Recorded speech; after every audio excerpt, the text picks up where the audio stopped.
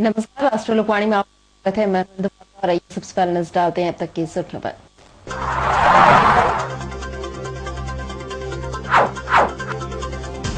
शहर में आचार संहिता का हुआ उल्लंघन, बंद के दौरान सड़कों पर उतरी राजनीतिक पार्टियां।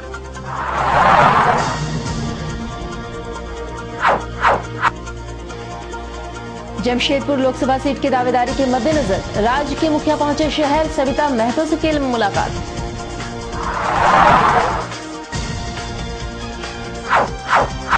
और राज्य के डीआईजी पहुंचे शहर, कई अहम मुद्दों पर की बैठक।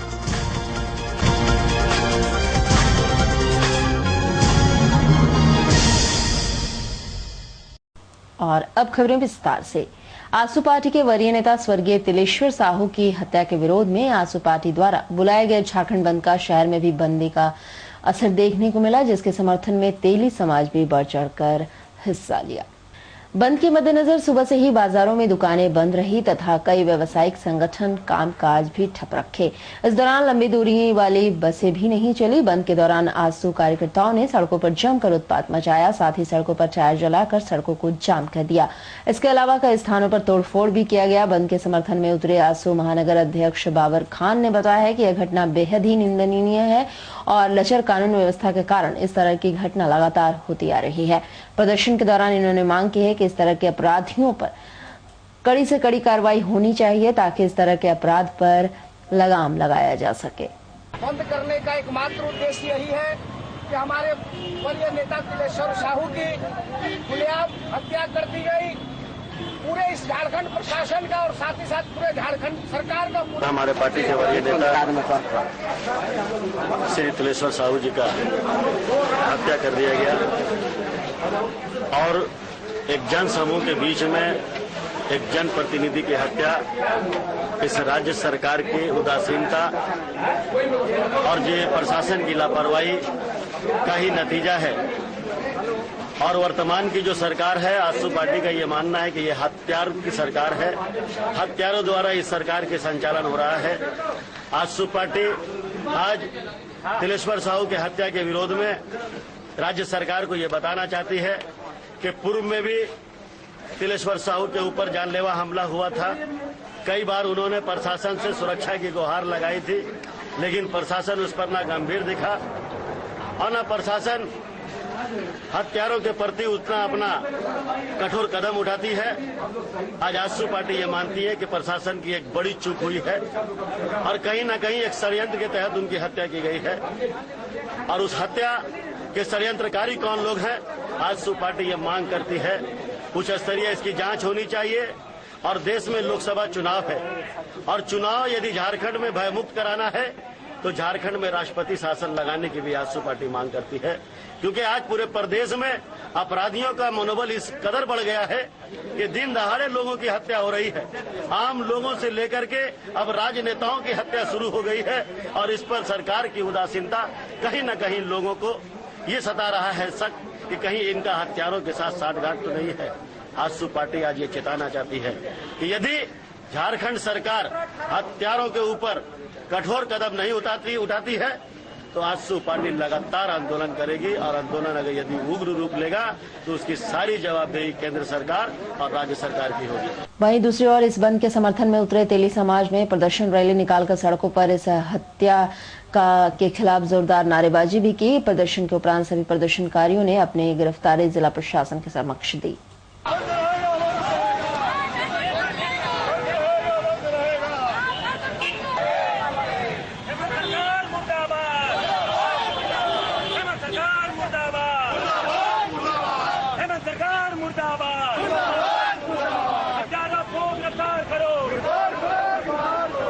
झारखंड प्रदेश तेली समाज के अध्यक्ष तिलेश्वर साहू को कल बरही में हत्या हो गया, जो झारखंड प्रदेश तेली समाज निंदा करती है और मांग करती है कि जल्द से जल्द हत्यारों को गिरफ्तार करे। और जो पैसों पर अत्याचार हो रहा है, तेली समाज के लोगों को हत्या हो रहा है, सरकार उसे रोक लगावे, नहीं तो हम लोग तेली समाज पैस समाज सब हम लोग रोड पर आएंगे और आंदोलन करेंगे। बहरहाल जो भी हो, लोकसभा चुनाव की घोषणा के बाद राज्य में आचार संहिता लागू है और ठीक इसके विपरीत राजनीतिक पार्टी द्वारा बंद का आह्वान कर सड़कों पर प्रदर्शन किया गया। अब देखना यह है कि जिला प्रशासन इन पर कब और कैसे कार्रवाई करती है। जमशेदपुर से राष्ट्रीय लोकवाणी के लिए सुमित झा की रिपोर्ट।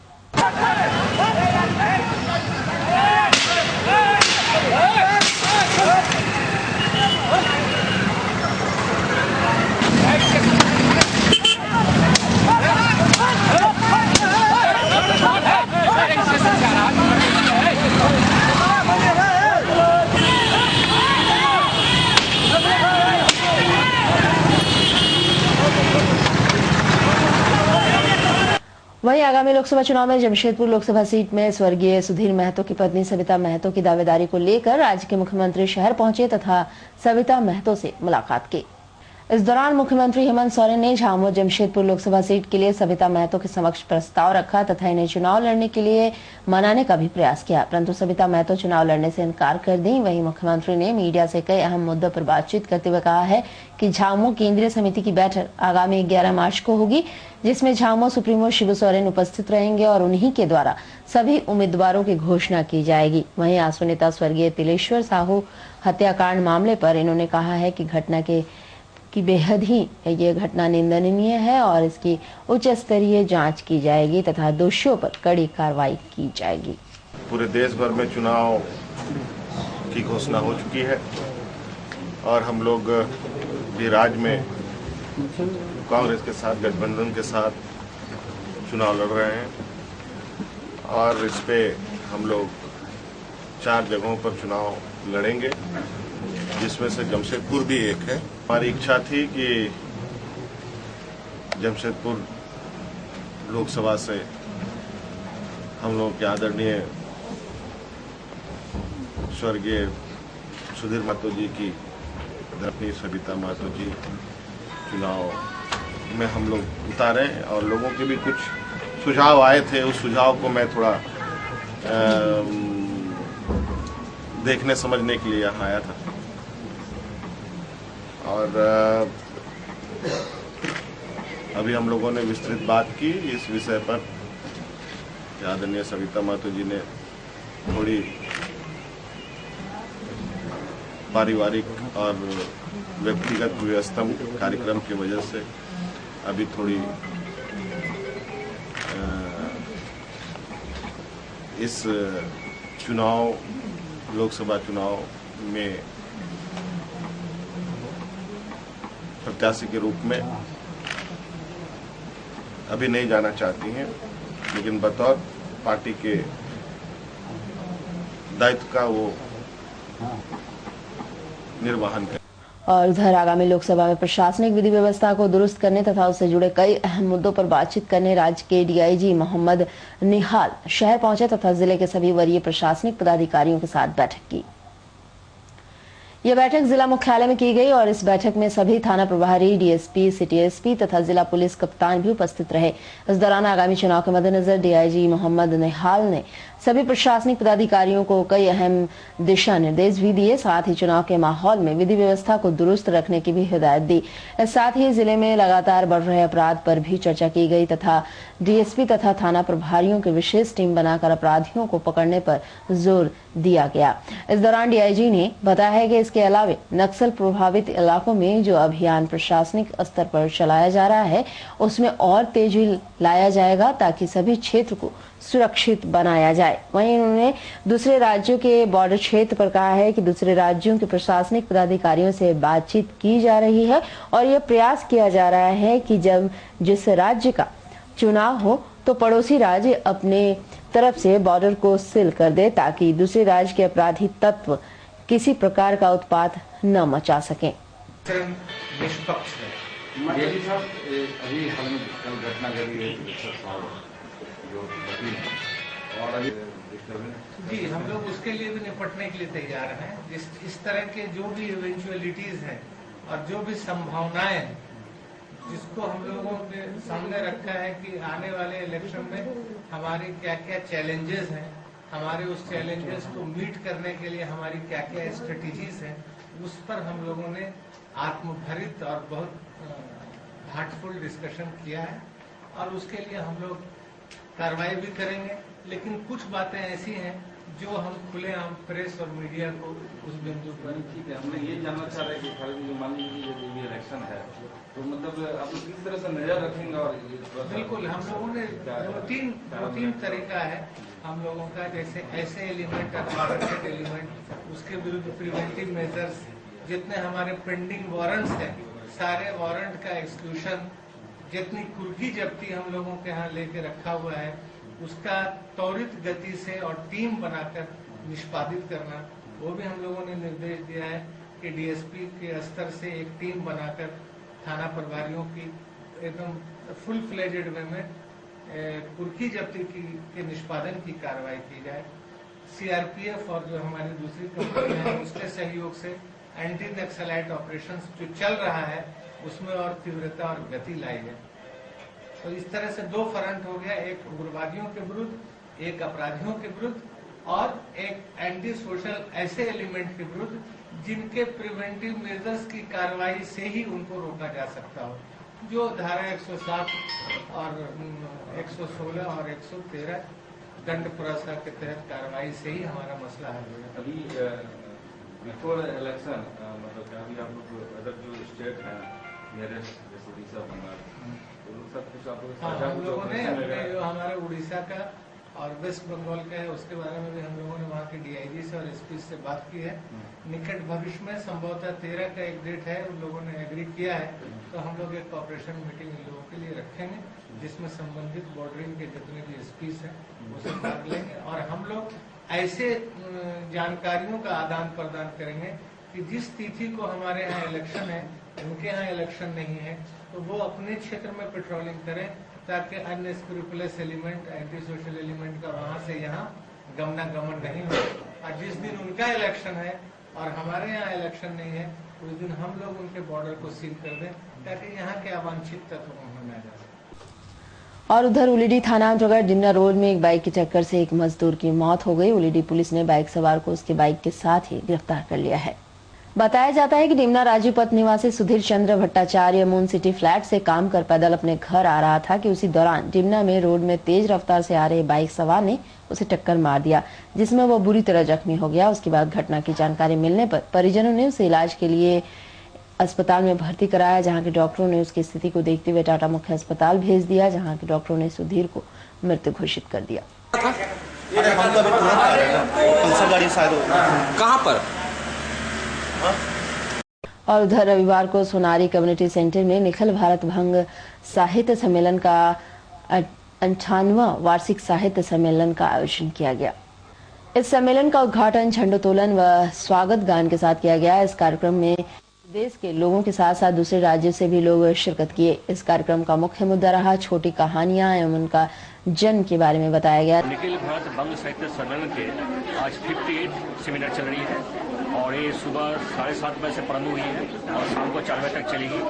और इस अधिवेशन में लगभग झारखंड के अलावा बंगाल से, बिहार से भी प्रतिनिधि आए हुए हैं, लगभग 300 प्रतिनिधि आए हुए हैं और इसमें कई सारे सांस्कृतिक कार्यक्रम इसमें प्रदर्शित की जाएगी। और इसके अलावा हमारे जो मुख्य अतिथि है वो है श्री दिलीप भट्टाचार्य जी, सभापति राज्य समिति के हैं। इसके अलावा हमारे शाखा के अध्यक्ष है निखिल दत्ता जी, महासचिव श्री झरनाकर जी हैं। और इसमें कई सारे हमारे जो मांग है, इस मांग को आज इसमें सभा में पटल पर रखी जाएगी। जैसे आप जानते हैं बांग्ला भाषा को द्वितीय राजभाषा का दर्जा तो दी गई है, लेकिन अभी भी उसका जो रिजल्ट होनी चाहिए वो अभी तक हमें नहीं मिल पाई है। अभी भी बांग्ला स्कूल में हिंदी शिक्षक पढ़ा रहे हैं, अभी भी बांग्ला स्कूल के माध्यम के बच्चों को हिंदी में पढ़ाया जा रहा है, जो कि धीरे धीरे बच्चों को हमारे बांग्ला कल्चर से दूर करने की एक बहुत बड़ा साजिश रची जा रही है। हम सरकार से अनुरोध करते हैं कि कम से कम मध्यम स्तर तक बांग्ला में पाठ्य पुस्तक उपलब्ध कराई जाए और बांग्ला स्कूल में बांग्ला शिक्षक की नियुक्ति की जाए। साड़ी और सूट पीसेस, उसके बाद ज्वेलरी मटेरियल्स मार्केट प्राइस से काफ़ी अच्छा है यहाँ। ये भी है रिजनेबल प्राइस में है, बेस्ट है, मार्केट से बेस्ट है। कैसा लग रहा है यहाँ मार्केट? बहुत अच्छा लग रहा है, काफ़ी चीज़ों को एक ही जगह में सब चीज़ देखने मिल रहा है और जितना भी लेडीज़ का तो ज़्यादा यही सब पे ज़्यादा शौक रहता है। लेडीज आइटम के लिए बेस्ट। यानी मार्केट रेट से काफी काफी काफी। और उधर सरायकेला हाथीमाटी गांव निवासी 4 बच्चों की मां मनीषा सोए रात में सोने के क्रम में आग में बुरी तरह झुलस गई। परिजनों ने उसे इलाज के लिए एमजीएम अस्पताल में भर्ती कराया है। अस्पताल में इलाजरत मनीषा के पति साधु सोए ने बताया है कि घर के सभी लोग खाना खाकर अपने अपने कमरे में सो रहे थे। उस रात उनकी पत्नी भी हड़िया के नशे में मताल होकर दूसरे कमरे में सो रही थी। सोने के क्रम में ही पास में रखी डिबरी उसके हाथ से लगकर उसके ऊपर गिर गया। देखते ही देखते आग उनकी पत्नी के पूरे शरीर में लग गई। जब वो मदद के लिए आवाज दी तो लोग उसके कमरे में जाकर आग को बुझाया और उसे इलाज के लिए एमजीएम अस्पताल में भर्ती कराया। मताल हुआ था, ये पिया हुआ था, तो ऐसे ऊपर में था डिबरी, तो उसमें ऐसे कर रहा था, तो ये डिबरी गिर गया। तो उस समय जब तुम लोग कहाँ थे? हाँ? तुम लोग कहाँ था? हम लोग तो दूसरा रूम में सोया था। या अकेले थे? नहीं, बच्चा के साथ सोया था। बच्चा भी जला? नहीं, बच्चा नहीं जला। माने बच्चा तो उस साइड में था, इस साइड में डिबरी था। अचानक उठ के ऐसे ये कटोरा में था, ये क्या पानी था, पानी से डाल दिया। कैसे मालूम चला आप लोगों को कि आग लगा हुआ? नहीं, वो हरला कर रहा है ना उस समय। और उधर सीताराम डेरा भुइयाडी पटेल नगर डीएवी स्कूल के सामने कुछ नक्सलियों ने माचिस के लिए गुलगप्पा विक्रेता को पीटकर जख्मी कर दिया। परिजनों ने उसे इलाज के लिए एमजीएम अस्पताल में भर्ती कराया है। जख्मी सूरज देव साव ने बताया है कि वह होम पाइप निवासी हैं और वे गुलगप्पा का फेरी लगाकर अपना परिवार का पालन पोषण करते हैं। रोज की तरह शनिवार को भी भुइयाडी में गुलगप्पा का फेरी लगा रहे थे कि उसी दौरान डीएवी स्कूल के सामने कुछ लड़के गांजा जलाने के लिए उनसे माचिस मांगे। नहीं देने पर वे लोग उनके गुलगप्पा का बर्तन फेंक दिया और उनकी जमकर पिटाई कर दी, जिसमें वह बुरी तरह जख्मी हो गया। घटना की जानकारी उन्होंने सीताराम डेरा थाने में दी, साथ ही अपना इलाज एमजीएम अस्पताल में करवाया। मांगने के कारण हम नहीं दे हैं तो वो बोल रहा है कि अबे गजराएगा, क्योंकि गजराने का क्या सवाल है, हमारा जगह नहीं है, नहीं बोले। तो वहाँ फाइटा फाइटी हुआ। फिर आधा घंटा के बाद दूसरा मेन रोड में गए तो उन लोग टीवी देख रहा था बबलू होटल के पास। तो हम देखे हैं नहीं, वो पीछे से आ करके मारना स्टार्ट कर दिया। कितना लड़का था? उन लोग था 4 जन। बाकी वहाँ पर जो मारना लगा 3 जन आदमी, लात से घुसा से पटक दिया रोड पर मेरे को। क्या करते हैं? हम गोलगप्पा बेचते हैं सर। कहाँ पर? पटेल नगर।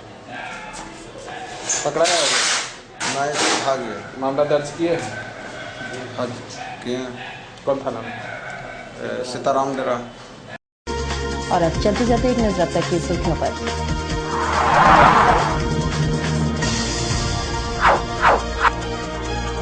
शहर में आचार संहिता का हुआ उल्लंघन, बंद के दौरान सड़कों पर उतरी राजनीतिक पार्टियां।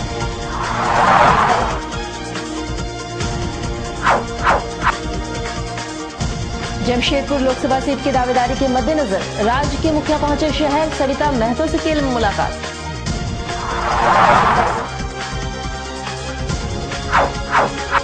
और राज्य के डीआईजी पहुंचे शहर, कई अहम मुद्दों पर की बैठक।